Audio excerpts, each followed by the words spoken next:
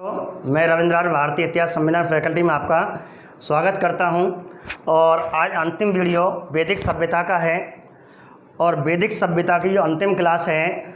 और आप जानते हैं मैं क्या पढ़ाने जा रहा हूं। जो 5 टॉपिक हैं ऋग्वैदिक काल और उत्तर वैदिक काल के जो तुलनात्मक अध्ययन होता है उनको मैं एक सारणी के माध्यम से करा रहा हूं और काफ़ी प्रश्न बनते हैं।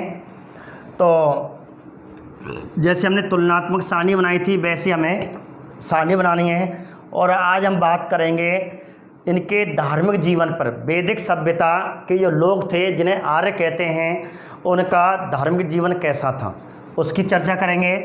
तो उसी तरह आप जैसे हम सारणी बनाते थे ऐसे आपको सारणी बनानी है। ऐसे बनाएं, वे कॉलम यहाँ क्रम संख्या चलेगी, ठीक है। और यहाँ जो अंतर टॉपिक है वो चलेगा और यहाँ आपके दोनों काल चलेंगे। ऐसे आपको सारणी पहले की तरह ही बनानी है, वही एक पन्ने में साफ साफ, ठीक है। यहाँ क्रम संख्या कितने टॉपिक हमें और किन पे पढ़ना है। वैदिक जो लोग हैं, वैदिक आर्यों की धार्मिक स्थिति या धार्मिक जीवन, वैदिक लोगों का धार्मिक जीवन टॉपिक चलेगा, ठीक है। रीट में 2 क्वेश्चन इस सारणी में से आए हुए हैं, बताऊंगा मैं कौन से हैं। फर्स्ट ईयर सेकंड ईयर में भी आए हुए हैं। तो धार्मिक जीवन और यहाँ टॉपिक डालो ऋग्वैदिक काल, यहाँ टॉपिक डालें उत्तर वैदिक काल, ठीक है। अब देखिए इसमें क्या प्रश्न बनता है। तो हम बात करते हैं पहला टॉपिक। जैसे क्वेश्चन आ जाता है कि ऋग्वैदिक काल के जो लोग थे, जो आर्य अनार्य 2 वर्गों में बांटे गए, बाद में चतुर्वर्ण की व्यवस्था आई कि 1000 से लेकर के वो 1500 से लेकर के 1000 ईसा पूर्व तक इन जो ऋग्वैदिक काल के लोग थे, यहाँ का जो समाज था वह किसकी उपासना करते थे। तो क्वेश्चन आएगा मुख्य उपासना। जैसे हमारा धार्मिक जीवन है, हम भी अपनी उपासना करते हैं, तो यहाँ के व्यक्ति किसकी उपासना करते थे। तो ऋग्वैदिक काल के लोगों का मुख्य उपासना क्या थी। उत्तर वैदिक काल के लोगों की मुख्य उपासना क्या थी, किसकी उपासना करते थे, सर्वाधिक किसकी उपासना करते थे। तो सर्वाधिक जो उपासना करते थे ऋग्वैदिक काल के लोग, वो प्रकृति की उपासना, प्रकृति की उपासना, ये ध्यान रखना नेचर की। लेकिन समय बीतता गया, जैसे ही 1000 से 600 ईसा पूर्व के आसपास अब उत्तर वैदिक काल के लोगों ने जो अपना मुख्य उपासना था, मुख्य जो पूजा अर्चना थी, और वह एक निर्गुण ब्रह्म में परिवर्तित हो गई। निर्गुण ब्रह्म, निर्गुण ब्रह्म।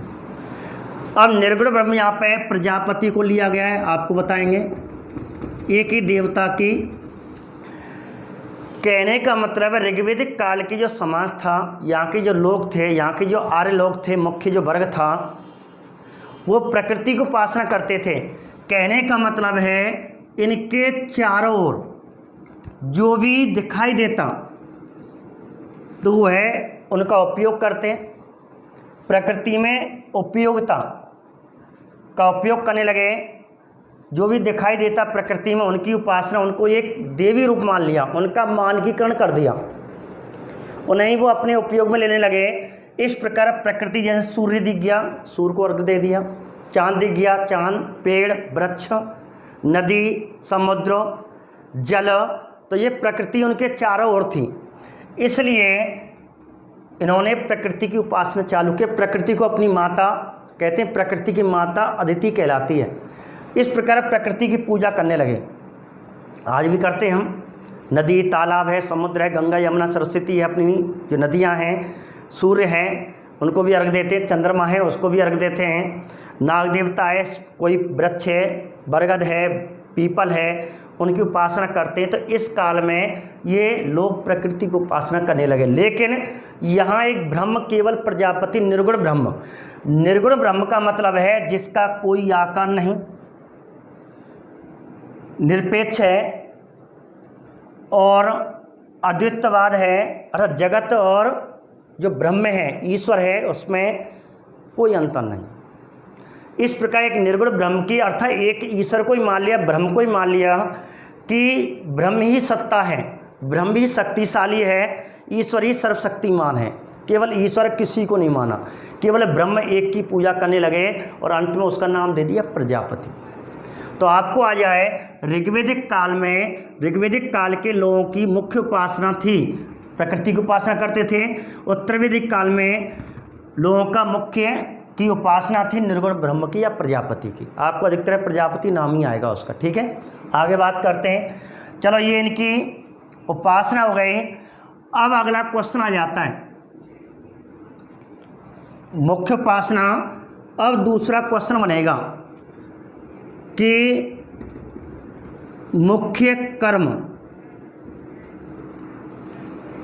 तीसरा क्वेश्चन बनेगा इसी आधार पे मुख्य विषय, और ऐसे क्वेश्चन बनेगा नंबर चौथा मुख्य धर्म। किसकी उपासना करते थे? प्रकृति की उपासना। आप जानते हैं सिंधु सभ्यता के लोग किसकी उपासना करते थे? मातृ देवी की, ध्यान रखना, मातृ देवी की उपासना करते थे। यहाँ उत्तर वैदिक काल में प्रजापति की उपासना करने लगे। अब इनका मुख्य कर्म, इनके लोगों का, इस समय के लोगों का मुख्य कर्म क्या था? तो इनका जो मुख्य कर्म था वो यज्ञ कर्म हो गया, और ये भी यज्ञ करते थे। तो ये क्वेश्चन आया हुआ है सेकंड ग्रेड SST में। वैदिक काल में मुख्य कर्म क्या था? वैदिक काल में, वैदिक काल का मतलब दोनों को एक साथ पूछ रहा है। वैदिक काल का मुख्य कर्म क्या था? यज्ञ करना। अब लेकिन इस समय यज्ञ का मुख्य उद्देश्य क्या था और इस समय यज्ञ की स्थिति या मुख्य उद्देश्य क्या था? इस समय यज्ञ प्रार्थना के माध्यम से ईश्वर की आराधना करते थे, यज्ञ करते थे। और इस समय जो यज्ञ की जो स्वरूप था, यज्ञ का जो स्वरूप था वह अत्यंत सरल था। सरल का मतलब एक व्यक्ति यज्ञ कर सकता है, स्वयं मंत्रों का उच्चारण करता है, पुरोहित की कोई आवश्यकता नहीं, कोई महिला की आवश्यकता नहीं, अकेला यज्ञ कर सकता है, शालीनता से सामान्य शरीर के थे।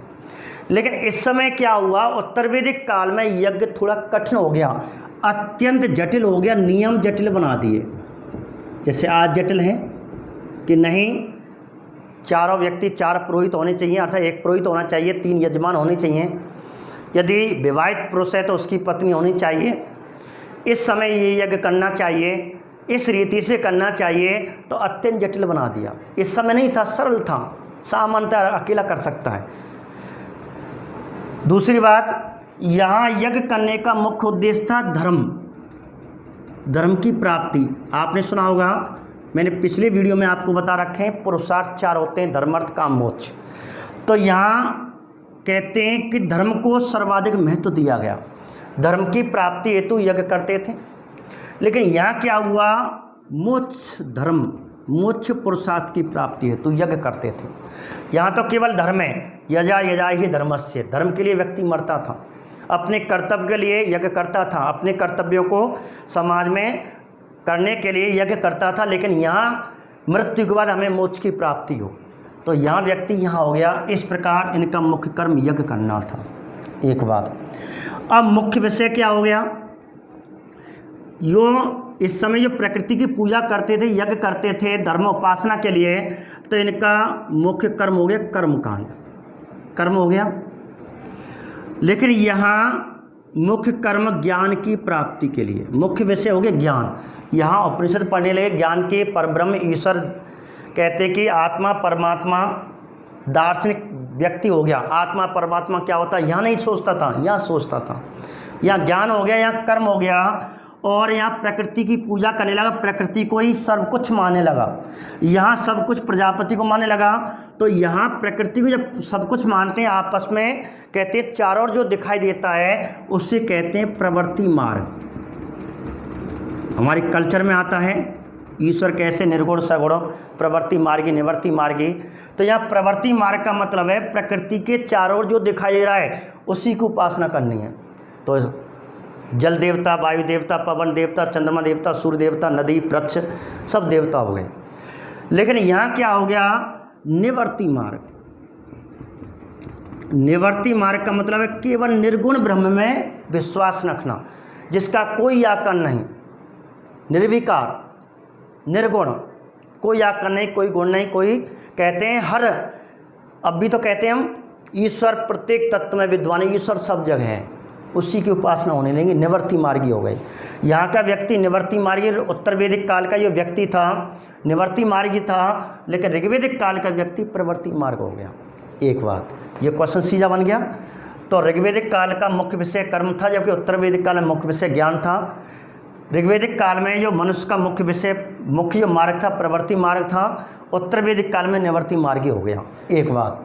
अब आगे क्वेश्चन है मुख्य धर्मवाद, धर्म या धर्मवाद।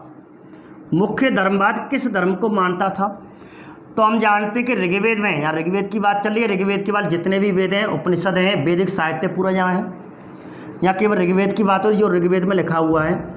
तो ऋग्वैदिक काल में जो व्यक्ति था वो किस धर्म को मानता था? तो यहाँ कहते हैं यहाँ के लोग बहुत देववाद थे, अनेक देवों की उपासना करते थे, अनेक देव, बहुदेववाद था। लेकिन प्रारंभ में तो बहुदेववाद थे, लेकिन बाद में कैसे हो गए, एकादि देववाद। ये बहुत अच्छा टॉपिक है, ध्यान रखना। हमारी 9th 11th हिस्ट्री में दे रखा है, SST 9th और 11th हिस्ट्री में ये टॉपिक दे रखा, बहुत अच्छा है, इसलिए ध्यान रखना, आपको क्वेश्चन बन सकता है। तो पहले यहाँ व्यक्ति कैसा था, धर्म में बहुदेववाद, अनेक देवों की उपासना करता था, अनेक देवों की, बहुदेववाद करता है, अनेक देवों की सत्ता में विश्वास रखने वाला बहुदेववाद कहलाता है। तो प्रारंभ व्यक्ति बहुदेववाद था, लेकिन ऋग्वैदिक काल के अंत में व्यक्ति एकादि देववाद हो गया। अंत में कैसा हो गया, अंतिम समय।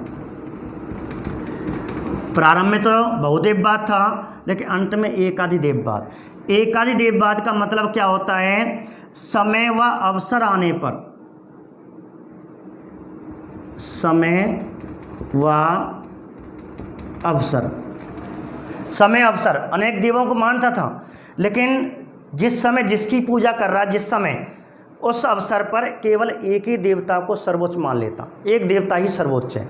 जैसे हम उपासना कर रहे हैं आज, जैसे आज का बार बृहस्पतिवार है, हम तो विष्णु भगवान है कि सोमवार आ गया, शिव जी के परम भक्त, बाकी सब भूल गए, मंगल हनुमान जी के बार रह गए। और जिस समय जिस देवता की उपासना उस अवसर पर कर रहे हैं, उसी देवता को सर्वोच्च, आज तो हमारा भगवान विष्णु सर्वोच्च है, आज तो हमारा भगवान, आज तो मंगलवार है, हनुमान जी सब चारों तरफ हनुमान जी रमण है, व्हाट्सएप पे आवे लगे हनुमान जी के मंत्र, आज तो मंगलवार है साहब। तो समय पर और उस अवसर पर एक ही देवता को सर्वोच्च मान लेते। तो ऐसी स्थिति आई ऋग्वैदिक काल के अंतिम समय में कि देवताओं को तो अनेक मानते थे, लेकिन जिस समय एक देवता की पूजा करते उसी को सर्वोच्च मान लिया जाता। तो क्वेश्चन है कि निम्न में से ऋग्वैदिक काल का जो वैदिक धर्म था, समय और अवसर पर एक ही देवता को सर्वोच्च मान लिया जाता था, वो वैदिक धर्म का कौन सा मार्ग था? तो उसे कहते हैं एकादि देववाद। तो वैदिक धर्म का विकास के मार्ग हैं। तो वैदिक धर्म में सबसे पहले बहुदेववाद था, ध्यान रखना। व्यक्ति ऋग्वैदिक काल में व्यक्ति बहुदेववाद था, अनेक देवों की सत्ता में विश्वास रखता था, और इस प्रकार इसे हम पॉलीथिज्म में कह सकते हैं, और इसे कहते हैं, आपको बता दूं, इसे कहते हैं हीनोथिज्म। और ये कहने वाले कौन थे? मैक्स मूलर ने एकादि देववाद को हीनोथिज्म कहा है, अर्थात समय और अवसर आने पर एक ही देवता को सर्वोच्च मान लेना एकादि देववाद कहलाता है। इसलिए इसे अवसर एकादि देववाद भी कहते हैं, अवसर, ठीक है। तो आपको ध्यान रखना, ये हो गया बहुदेववाद। लेकिन इस समय क्या हो गया? समय बीतता गया, और इस समय ये कौन सी स्थिति आई कि जब उत्तर वैदिक काल आया, ठीक है, जब उत्तर वैदिक काल आया तो यहाँ एकेश्वरवाद हो गया, एकेश्वरवाद। ईश्वरवादी। एक ईश्वरवाद का मतलब है मोनोथिज्म, इसे मोनोथिज्म कहते हैं। इसका मतलब क्या होता है? केवल एक ही देवता या ईश्वर को, एक ही देवता को, एक ही देवता की सत्ता में, एक ही देवता की सत्ता में विश्वास। जब एक जैसे अनेक देव है लेकिन समय अवसर आने पर एक ही देवता को सर्वोच्च देवता मान लेना, लेकिन यहाँ केवल एक ही देवता की सत्ता, केवल एक है और कोई यही ना है। यहाँ तो अनेक है लेकिन समय पे आज मंगल है, हनुमान है, मानना सबन ने, लेकिन आज तो मैं हनुमान है मानूंगा भाई, और हनुमान की पूजा मंदिर में इतने करे, अब सब देवता है, ये तो है ये। इसका मतलब कोई कुछ नहीं, मेरा एक ही देवता है, परब्रह्म ब्रह्मा विष्णु अर्थात प्रजापति। ब्रह्मा को भी माना, केवल एक ही देवता की सत्ता में विश्वास कर लिया। अब आपको ध्यान रखना, ऐसे क्वेश्चन क्या बनेगा, हम क्यों पढ़ रहे हैं इन चीज़ों को। क्वेश्चन बनेगा, ऋग्वेदिक काल का मुख्य धर्म या धर्मवाद क्या था? बहुदेववाद से एकाधिदेववाद की ओर, ये आंसर आएगा।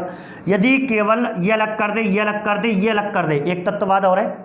एक तत्ववाद बाद में जाएगा, जो अभी फर्स्ट के लेक्चर में आया। एक तत्ववाद की जो बीज थे वो किस ग्रंथ में है? तो ऋग्वेद में सबसे पहले उल्लेख मिलता है इन सबका, बाद में बीच में उपनिषदों में जाता है। तो आपको बहुदेववाद से एक देववाद की ओर, यदि ये अलग कर दिया या फिर आपको कर देना एकाधिदेववाद। ये आंसर यदि ये भी दे रखा हो, ये अलग कर दें तो आंसर ये माना जाएगा। शुरू में क्या था? बहुदेववाद, लेकिन अंतिम समय में क्या हो गया? एकाधिदेववाद हो गया। और तद्वैत काल में एक ईश्वरवाद अर्थात एक ही ईश्वर को ही सत्ता मानने लगे, निर्गुण ब्रह्म की उपासना, निर्गुण ब्रह्म प्रजापति की उपासना करने लगे, और इस प्रकार ये प्रश्न हमारा बन जाता है। तो कहा जाता है, एक क्वेश्चन है कि वैदिक धर्म का विकास, वैदिक धर्म का विकास क्या था, विकास का क्रम सही क्या है? तो आपको ध्यान रखना, सबसे पहले ऋग्वेदिक काल का व्यक्ति अनेक देवों की उपासना करता था, फिर बहुदेववाद से एकाधिदेववाद आया, एकाधिदेववाद से एक ईश्वरवाद, और इसके बाद आपको यदि क्रम पूछे तो एक तत्ववाद। अब इसमें बिल्कुल एक जैसा है, इसमें केवल एक ही देवता को, इसमें भी एक ही देवता को सर्वोच्च माना गया है, लेकिन इसमें ब्रह्मा और आत्मा में अंतर है, भेद है। ब्रह्मा आत्मा को भेद माना गया है, लेकिन इसमें ब्रह्मा आत्मा का कोई भेद, यहाँ पे अभेद है। यहाँ पे तो जगत और ब्रह्मा में यहाँ कोई भेद नहीं है, यहाँ जगत और ब्रह्मा में भेद है एक ही चीज़, इसे मोह, ठीक है। तो इस प्रकार कह सकते हैं बहुदेववाद, उसके बाद एकाधिदेववाद, उसके बाद एक ईश्वरवाद, उसके बाद एक तत्ववाद। तो आपको विशेष करके ध्यान रखना है ये चीज़ें, यहाँ आपको ज़्यादा नहीं लिखना है, केवल ये चीज़, ये बात ध्यान रखनी है। ऋग्वेदिक काल में व्यक्ति का धर्म बहुदेववाद से एकाधिदेववाद की ओर हुआ, लेकिन उत्तर वैदिक काल में अंत में एक ईश्वरवाद में परिवर्तित हो गया। तो ये आपका प्रश्न बनता है यहाँ। अब आपको इसके बाद अनेक देवों की उपासना होती थी, तो अब आते हैं कुल देवता, ठीक है। अगला जो पांचवा बिंदु होगा और क्वेश्चन बनेगा जो मैं आपको बताऊंगा, पहले आप समझें। जैसे पांचवा टॉपिक बन गया कुल देवता, अब क्वेश्चन बना ऋग्वेदिक काल का मतलब ऋग्वेद, बाकी अन्य तीन वेद, जितना भी वेद ऋग्वेद के बाद, तो ऋग्वेद में कुल कितने देवताओं का उल्लेख है? तो ऋग्वेद में कुल 33 देवता। ये अच्छा प्रश्न है, कुल कितने देवता? 33 देवताओं का। 33 हम सुनते हैं 33 देवता, 33 करोड़, 33,000, 33 लाख, नहीं होते, केवल 33 देवता होते हैं ऋग्वेद में। ध्यान रखना, भारतीय संस्कृति में कितने देवों का उल्लेख है? केवल 33 देवों का उल्लेख है, और इन्हें कहते थे देव मंडली। 3 वर्गों में बांटा गया। देव मंडली में कुल कितने देवताओं का उल्लेख है? 33 देवताओं का, इनको 3 भागों में बांटा गया। पृथ्वी के देवता, आकाश के देवता, अंतरिक्ष के देवता, 33 देवता। ध्यान रखना, एक बात ध्यान रखना है, ठीक है। 33 देवताओं का उल्लेख है, लेकिन उत्तर वैदिक काल में केवल एक ही देवता रह गया, अर्थ यहाँ देव मंडली की उत्पत्ति हुई। यहाँ विशेषतः आपको देखें तो उत्तर वैदिक काल में त्रिमूर्ति देवता, त्रिमूर्ति देवताओं का उदय, यहाँ देव मंडली का उदय, यहाँ देव मंडली का उदय हुआ अर्थात 33 देवताओं का उदय हुआ, लेकिन यहाँ केवल 3 देवता रह गए। और 3 देवता वो कौन कौन से? ब्रह्मा, विष्णु और महेश। ब्रह्मा विष्णु महेश, यहाँ अनेक देवता बताएंगे आपको। यहाँ ब्रह्मा विष्णु महेश, ब्रह्मा को क्या कहा गया? यहाँ प्रजापति कहा गया है, तो इसी की उपासना होने लगी। ठीक है, तो यहाँ का जो कुल देवता थे त्रिमूर्ति देवताओं का उदय हुआ, यहाँ देवमंडली का उदय हुआ। और विष्णु को उपक्रम कहा गया, 3 पगों से संपूर्ण ब्रह्मांड को नापने वाला। ठीक है, वामन अवतार का संबंध है। उपक्रम कहते हैं, उपक्रम किस देवता को कहते हैं? विष्णु कहते हैं। महेश, महेश का जो शिव का जो पूर्व रूप था, शिव का पूर्व रूप, क्वेश्चन आ जाए, शिव का पूर्व या प्रारंभ रूप क्या कहलाता है? रुद्र कहलाता है। और रुद्र की पत्नी का नाम मिलता है पार्वती। रुद्र की पत्नी का नाम पार्वती, अर्थात महेश का अर्थात शिव का जो प्रारंभिक रूप था या पूर्व रूप था वो रुद्र कहलाता था, और उसकी पत्नी है पार्वती, जिसका उल्लेख ऐतरेय आरण्यक ग्रंथ में मिला है। तो ऐतरेय आरण्यक ग्रंथ में रुद्र की पत्नी पार्वती का उल्लेख है। तो ऐसे करके ऋग्वेदिक काल में देवमल्ली की उत्पत्ति हुई, देवमल्ली का उदय हुआ, जबकि उत्तर वैदिक काल में त्रिमूर्ति देवताओं का उदय हुआ। अर्थात कहने का मतलब है केवल 3 देवता रह गए और अंत में कौन रह जाएगा? केवल ब्रह्म रह जाएगा, ब्रह्मा।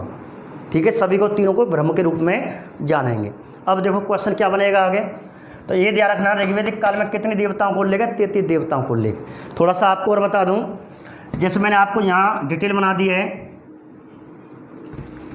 एक चीज़ और पूछ सकता है आपको, थोड़ा सा यही आपको थोड़ा इसी में डिटेल बना देता हूँ। ठीक है, जैसे 33 देवता हैं, अब देवताओं का पिता किसे कहते हैं? देवताओं की माता किसे कहते हैं? ठीक है, देवताओं का पुरोहित किसे कहते हैं? देवताओं का वैद्य किसे कहते हैं? ये 4 मैं आपको क्वेश्चन यहाँ बता रहा हूँ। देवताओं का पिता किसे कहते हैं? तो आपको 4 देवता ऑप्शन में आएंगे, तो ध्यो कर देना, घोष मत करना, ध्यो।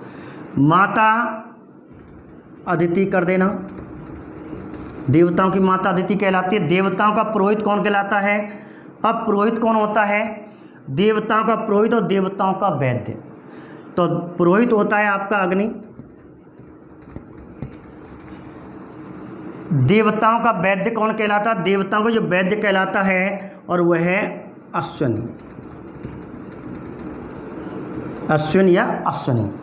ये आपको ध्यान रखने हैं। तो त्रिमूर्ति में ब्रह्मा विष्णु महेश आते हैं, जिनको प्रजापति उपक्रम और रुद्र के नाम से जाना गया है। यहाँ आपको 33 देवताओं का उल्लेख है। इस प्रकार आप इसे उतारें फटाफट।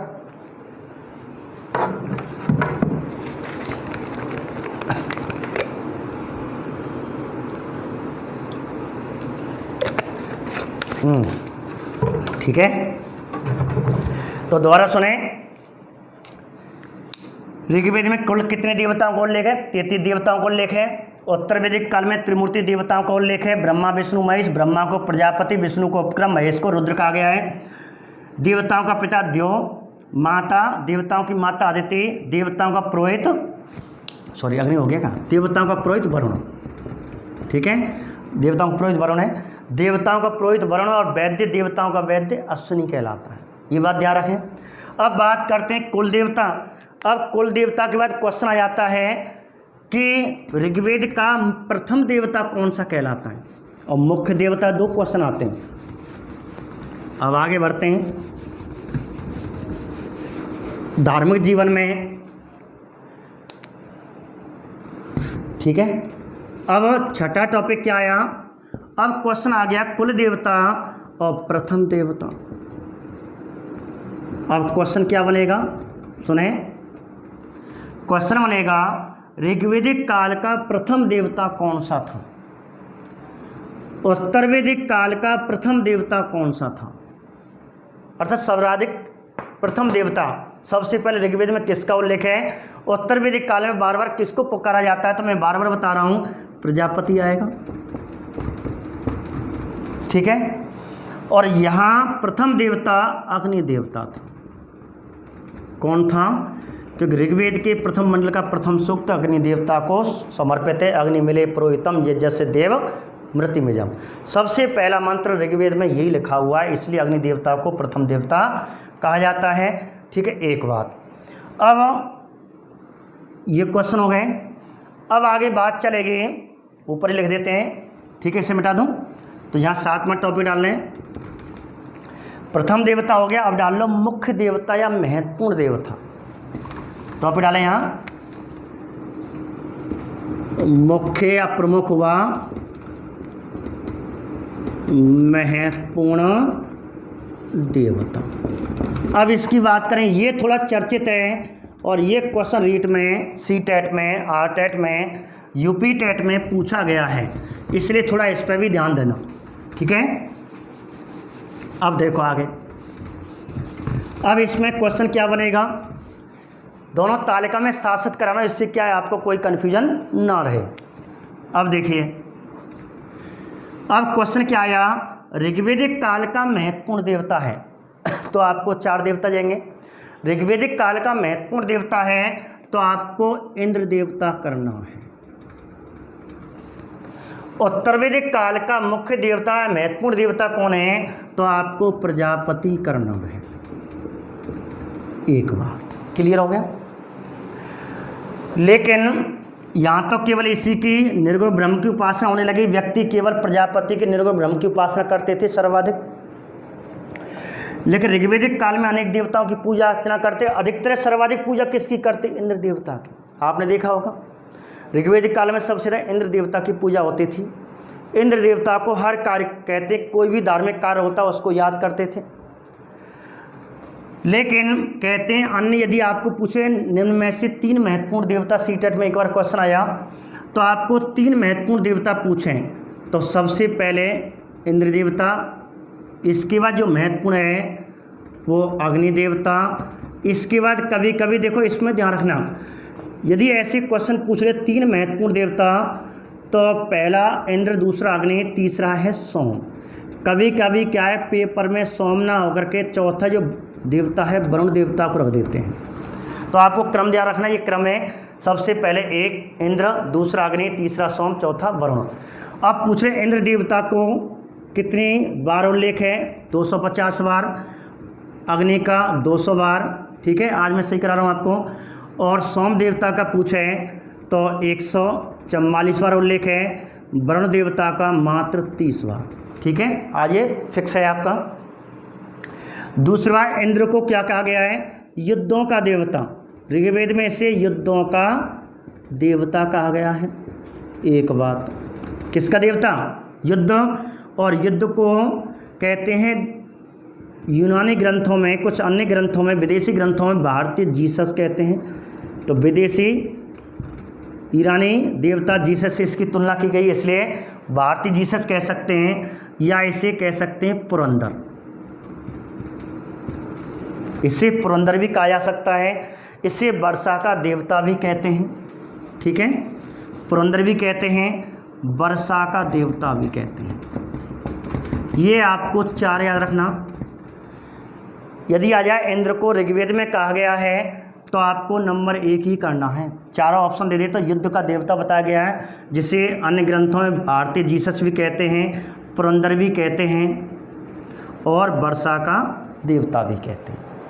इधर अग्नि को और एक और जगह सतक्रतु भी कहते हैं, इसे सतक्रतु, इसी का मतलब है इस यहाँ कवि क्रतु कहा गया है। कवि क्रतु अग्नि को कहा गया है। कहते कि मनुष्य और जो पृथ्वी के मध्यस्थ का काम करता था, मनुष्य की इच्छाओं को देवताओं के ऊपर पहुंचाता, आकाश के मध्य, सामने पृथ्वी और आकाश के मध्य का देवता माना जाता है। ठीक है, एक बात। दूसरा, सोम देवता को वनस्पति का देवता कहते हैं। वनस्पति का और सोम देवता का उल्लेख ऋग्वेद के 9वें मंडल में है। वरुण देवता का उल्लेख ऋग्वेद के 7वें मंडल में है। वरुण देवता को ऋतस्य, गोपा, जल देवता, समुद्र का देवता, असुरों का देवता इसको कहते हैं वरुण देवता को। तो ऐसे करके ये भी आपको ध्यान रखने हैं, ठीक है। इनके बारे में पूछ लेते हैं। पिछली वीडियो मैंने जब ऋग्वेद के 10 मंडल कराए थे उसमें आपको पूरी डिटेलें पढ़ लेना, उस वीडियो को देखना, वीडियो को देखा करो।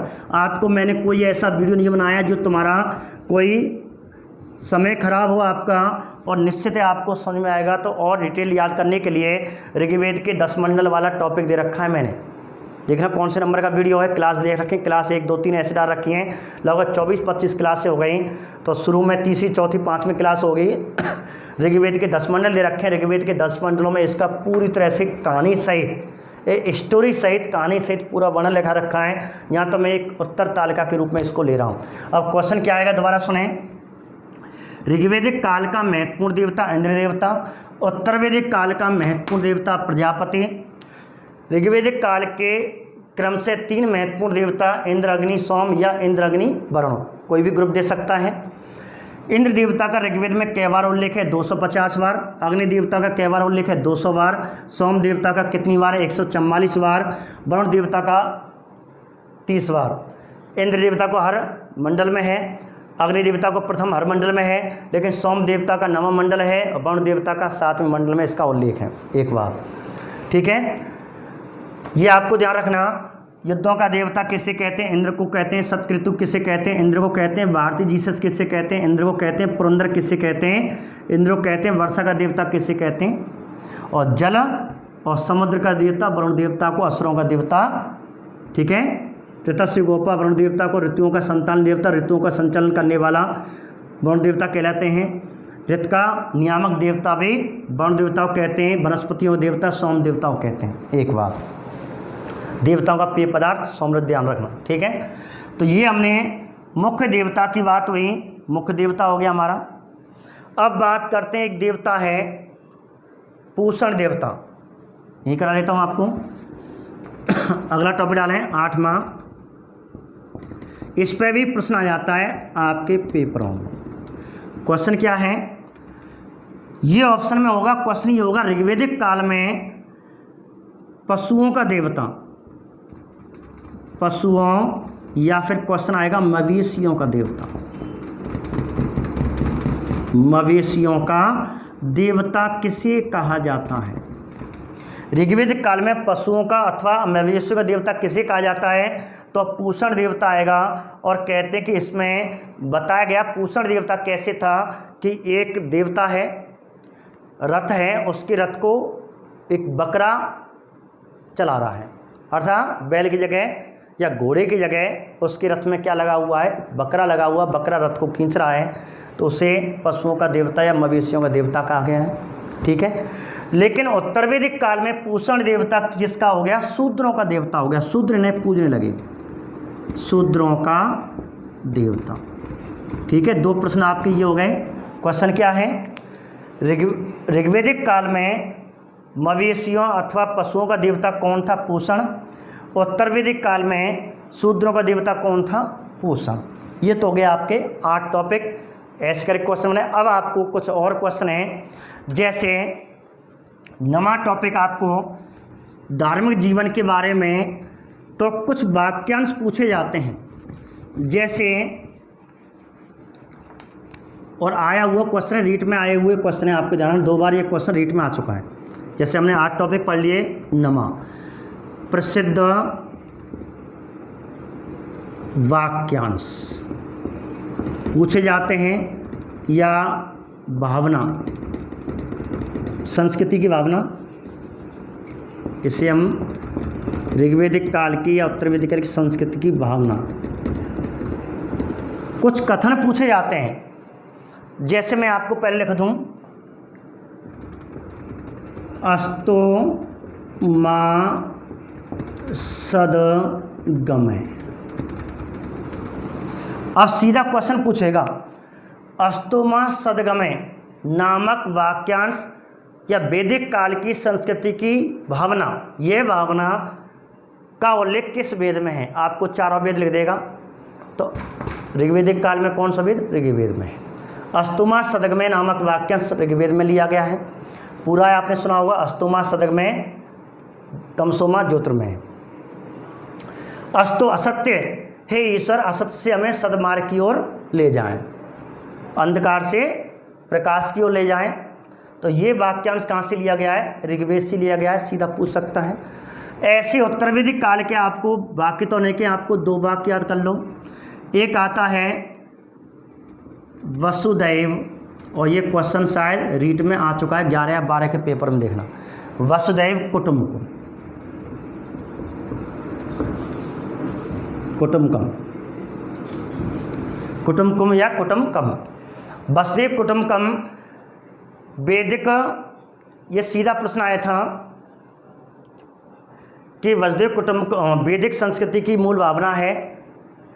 तो 4 वाक्य दिए थे, वसुदेव कुटुंबकम उसमें आंसर था। और वसुदेव कुटुंबकम उत्तर वैदिक काल में चर्चित हुआ, और पूछ रहे वसुदेव कुटुंबकम कहाँ से लिया गया है? तो कौन से वेद में है? अथर्ववेद में। और आपको जानते हैं अभी कोरोना चल रहा है और लॉकडाउन 4 लागू हुआ है, 31 मई तक कर दिया है, इसे आगे बढ़ा दिया है। उस समय कुछ समय पहले, लॉकडाउन से पहले, लॉकडाउन 4 से पहले हमारे भारत के प्रधानमंत्री मोदी ने कुछ कहा था, उसमें ये वाक्यांश लिखा, वसुदेव कुटुंबकम की भावना। वसुदेव कुटुंबकम अर्थात पृथ्वी सूक्त कहते हैं इसे। वसुदेव कुटुंबकम को हमने पृथ्वी सूक्त कहा गया है। पृथ्वी सूक्त अथर्ववेद के पृथ्वी सूक्त में इसका उल्लेख है, और इसे हमने वैदिक राष्ट्रगीत भी कह सकते हैं, वैदिक राष्ट्रीय गीत। पता नहीं कौन सी किताब में है, लक्ष्य में होगा या राय में होगा या पैनोमा में होगा, गलत है। उसमें वैदिक राष्ट्रगीत प्रसूक्त बता रखा है, गलत है। वैदिक राष्ट्रगीत पृथ्वी सूक्त है, पृथ्वी सूक्त में वसुदेव कुटुंबकम अर्थात वसुदेव कुटुंबकम अर्थात पृथ्वी सूक्त को वैदिक राष्ट्रगीत कहा जाता है। ये ध्यान रखना इस बात को, वहाँ गलत है, पैनोमा, लक्ष्य, दक्ष्य, राय में देखना कोई में गलत दे रखा है। आंसर ये सही है, अपनी सरकारी किताब में देखना 9th 11th में सही दे रखा है, पृथ्वी सूक्त को बता रखा है।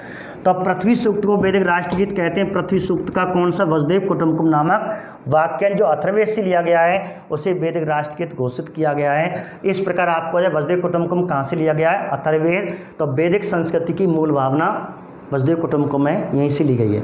ये क्वेश्चन आया हुआ है। एक वाक्यांश और याद कर लेना, सत्यमेव जयते, सत्यमेव जयते, हमेशा सत्य की विजय हो। तो सत्यमेव जयते वाक्यांश कहाँ से लिया गया है? ये भी आपको रीट में पूछा गया है। तो सत्यमेव जयते वाक्यांश कहाँ से लिया गया है, किससे लिया गया है? तो आपको याद करना मुंडकोपनिषद, अब उपनिषद से लिया गया है। और कौन से उपनिषद से? मुंडकोपनिषद। तो मुंडकोपनिषद से सत्यमेव जयते लिया गया है। तो आपको 3 प्रश्न तैयार हैं। अस्तुमा सदगमय किस वेद से या किस ग्रंथ से? ऋग्वेद से लिया गया है। वसुदेव कुटुंबकम अथर्ववेद से लिया गया है। वैदिक राष्ट्रगीत किस सूक्त को कहा जाता है? पृथ्वी सूक्त को कहा जाता है। पृथ्वी सूक्त का कौन सा वाक्य? वसुदेव कुटुंबकम को कहा जाता है। सत्यमेव जयते कहाँ से लिया गया? मुंडकोपनिषद से लिया गया है। ऐसे करके आपको ध्यान रखना है, ये 3 वाक्यांश रीड तक तो यही सीमित है। थोड़ा सेकंड ग्रेड में हम आगे बढ़ा देते हैं। आप तो केवल 3 वाक्यांश याद कर लेना, इन्हीं में से आ जाएगा यदि कोई वाक्यांश पूछा तो, ठीक है। अब आपको एक टॉपिक और है, कहते हैं प्रसिद्ध कथन पूछ लिए जाते हैं। प्रसिद्ध कथन है, 3 कथन है, जैसे 3 वाक्यांश प्रसिद्ध हैं रीट लेवल तक, और ऐसे ही आपको 3 कथन याद रखने हैं। मिटा दो इसको, ठीक है, स्क्रीनशॉट ले लें।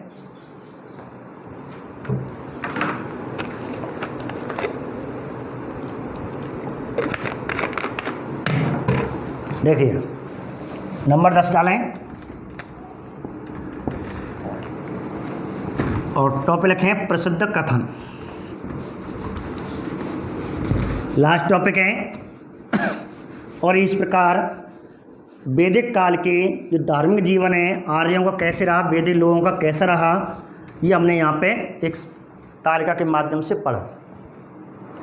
और निश्चित है यदि आपने 5 तालिका पढ़ ली, रीट का पेपर कैसा भी आ जाए 5 तालिका में से आएगा, 100% आएगा। 5 तालिका को अच्छी तरह याद कर लेना। फर्स्ट ग्रेड वाले भी और सेकंड ग्रेड वाले भी।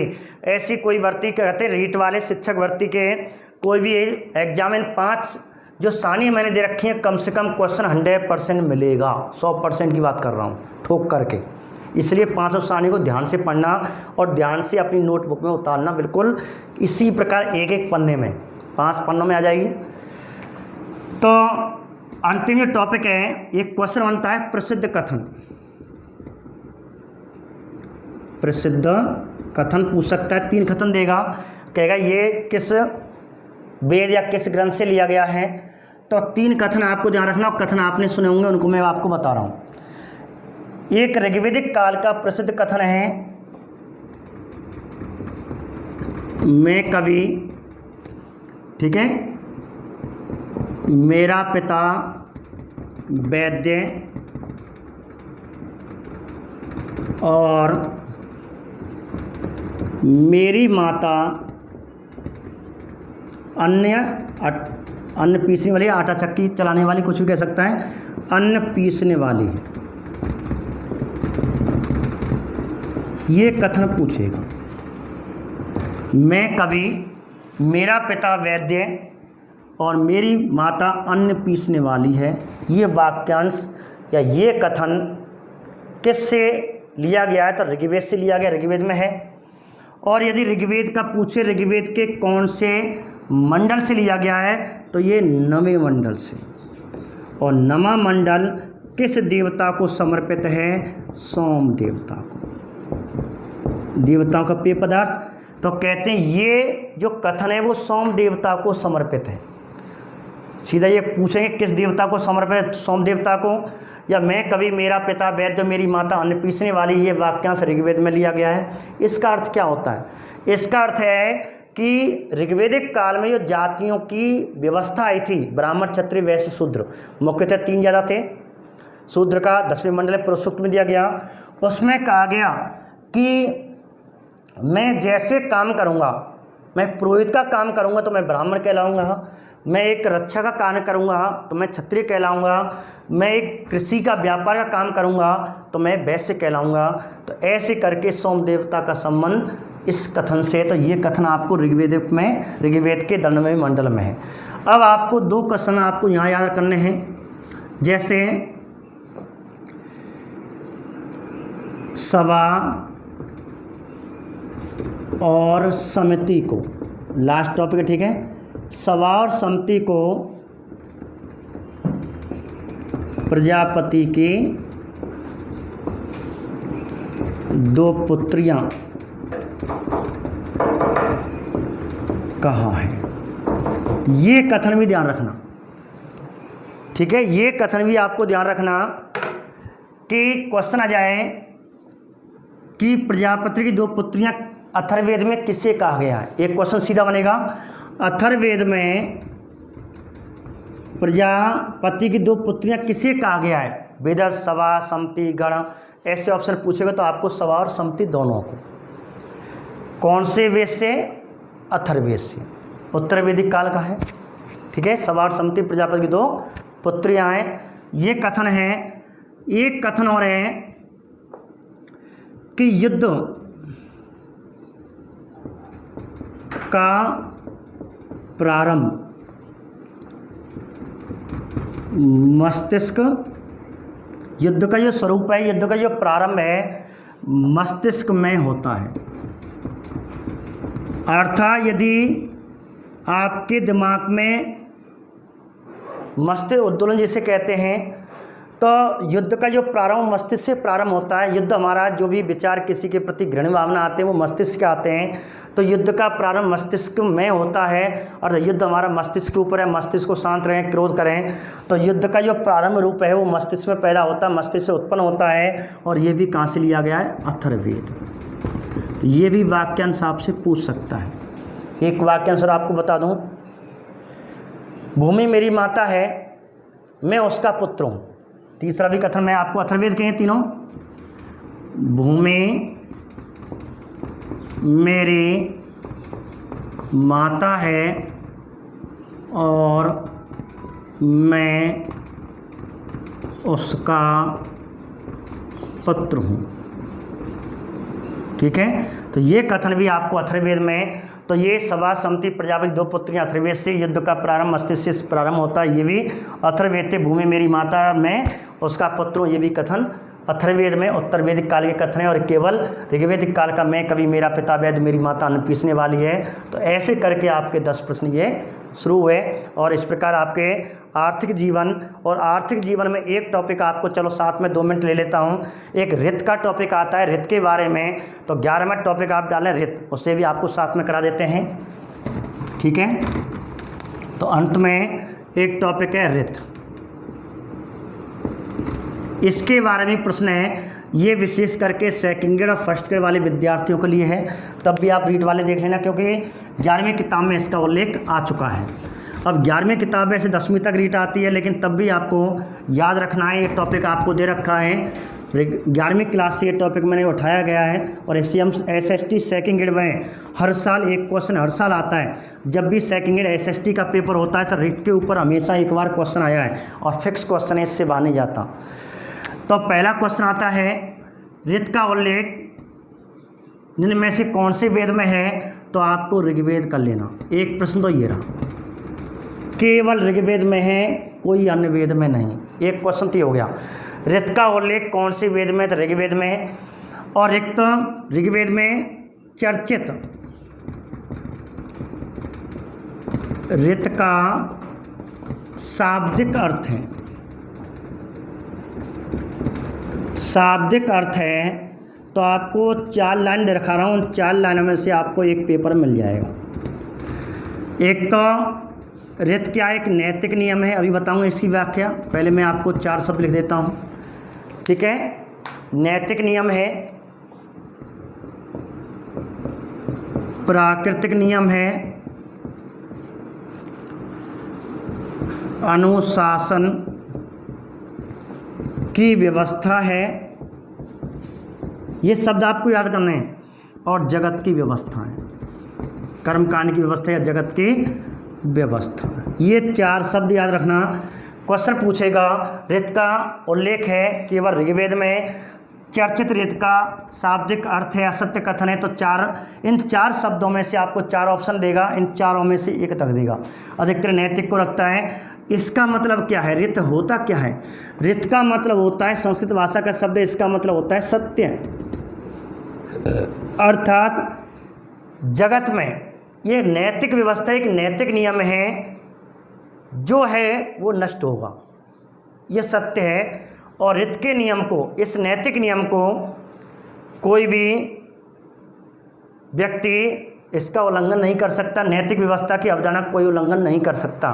जिसने जन्म लिया उसकी मृत्यु होगी। ब्रह्मा कहता है, आपने देखा होगा, ऐसा कोई असुर ना है जो मरो नहीं हुए, जबकि असुरों ने देवताओं से, त्रिमूर्ति देवताओं से बड़े बड़े अच्छे से वरदान, मैं मर नहीं सकता, भगवान मुझे ऐसा वरदान ले, लेकिन तब भी आपकी मृत्यु भई है, हिरण्यगर्भ प्रजापति। ठीक है, तो ऐसे प्रहलाद को पिता देख लो मारा है।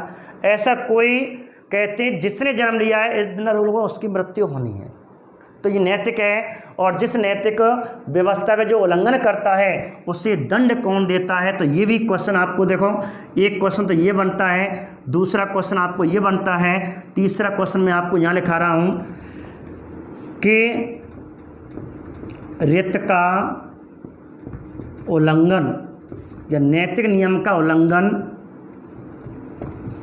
करने पर कौन दंड देता है?